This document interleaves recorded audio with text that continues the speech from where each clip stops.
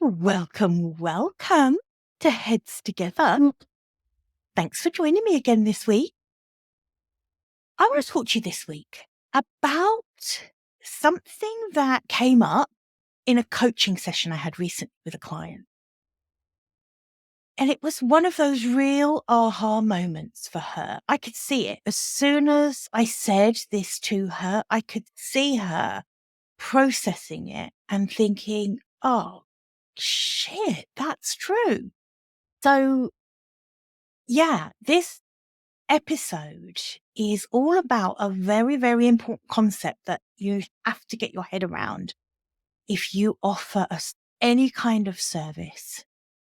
Any kind of service, right? But particularly if you are a coach or a consultant, this is absolutely paramount that you need to get your head around this. And that is that you do not have to be more successful than your client.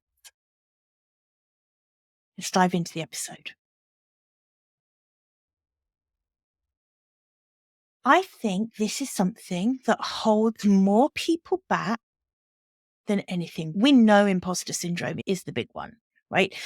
The paralysis we feel from imposter syndrome is crazy, it's nuts.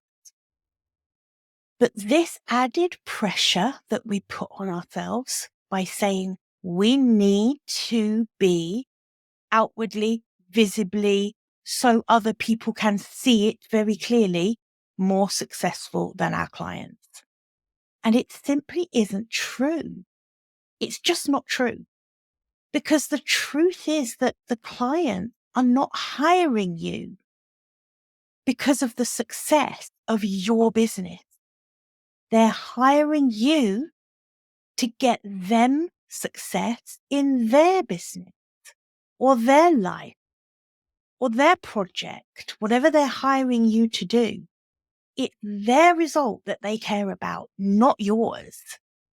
And so I think the sooner you can let go of that feeling that you have to be more successful, the sooner you will work with more incredible clients, because this is something that actually keeps you playing small. It's a real hamper when it comes to high ticket offers, for example. If you are like I am, a coach who really wants to go deep with their clients and you love coaching in that intimate one-to-one way like I do, then you better get damn used to your clients potentially being a lot more successful than you are. Of course, this all depends on what your definition of success is, right? But certainly I have clients who financially are way more successful than I am. I don't have a 7-figure business right now. I have clients who do. And I don't attach any meaning to that about my business, right? Because I know that my skill as a coach is what they're paying me for. They don't care what my annual revenue is. It is of no consequence to them whatsoever. So this is a real biggie, especially if you keep it in the money arena, right? Just because your revenue isn't as great as your client's revenue, it doesn't mean that you don't have credibility. It doesn't mean that you're not an authority in your subject. I mean, just think about all of the variables that go into driving what the annual revenue for a business is. You know, it's things like how long have those clients been in business for? How big is their team? What kind of industry are they in? Maybe it's one that just commands more money than the industry you're in, than your coaching or your consulting does, right? And it's so important that you don't let this hold you back. If you want to do transformational work, you need to get comfortable working with clients who are further along in the business growth journey potentially than you are. right? Your talent as a coach, as someone who helps them achieve what it is they want to achieve in their business, that is what they're paying you for. It's a simple concept, but it's one that I just don't think we accept. Or maybe we accept it on the face of it. We pay a little bit of lip service to it. But I don't think we really wrap our heads around it and realize that there needs to be a detachment between your business, your results, the success or failure of your marketing experiment, right? There needs to be a detachment between that and the results you get for your clients.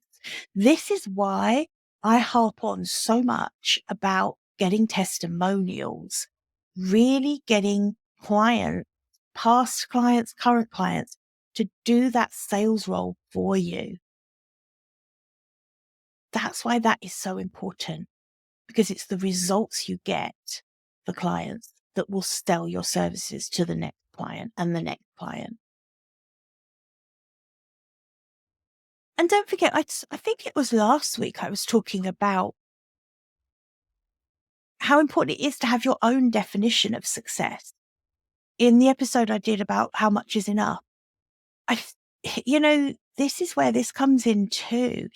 The answer to that question is different for everyone. And remember, when we talk about success and results, I always say to people, you're looking at 3 separate pillars. Yes, revenue is one of them. Financial results is one of them, but lifestyle is a huge one. And so's reputation. The things you want to achieve, the goals you have reputationally are just as important. And therefore, there's this trifecta of things that go into making up how you decide what the level of success is you want for yourself. And it really is going to be unique and different, because everyone's balance of those 3 things is going to look slightly different, right? So when you're feeling insecure around your own results and you think you're giving yourself this narrative that, why would they hire me? They already have a better business than I have. They're already better at doing X, Y, and Z. That's not what it's about. It's about, what can you add? What do they need you for? What's the difference you make? Because they don't care about your results. They care about the results you get for them. And I just cannot say that enough. And the sooner you believe it, and I mean really believe it, then the sooner you can let go of that imposter syndrome that eats away, that keeps you playing small.